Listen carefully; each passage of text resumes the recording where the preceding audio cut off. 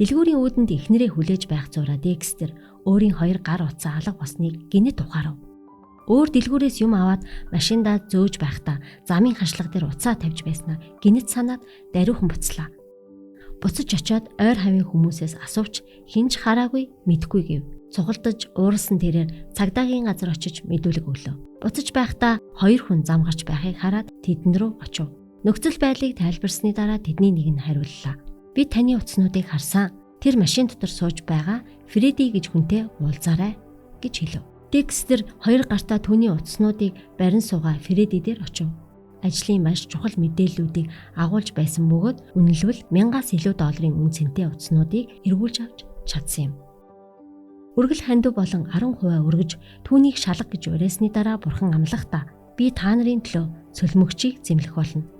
Тэгвэл тэр газрын үр жимсийг устгахгүй гэж түмэн цэргийн эзэн айлдаж байна. Декстер өөртөө тохиолдсон үйл явдал бурханы оролцоо байсан гэдгийг маш тодорхой харж байлаа. Өөрийг нь шалга гэсэн бурханы уриалгыг та хүлээн авсан уу? 11 болон өргөлөө өргөдөг хүмүүсийг ивэн гэж бурхан амласан. Тэрхүү ивэл нь заавал цаасан мөнгө байх албагүй ч бурхан биднийг өөрийн арга замаар заавал ивэдэг. Тиймээс өргөл хандиваа өргөж бурханыг эхэнд тавьцгаая.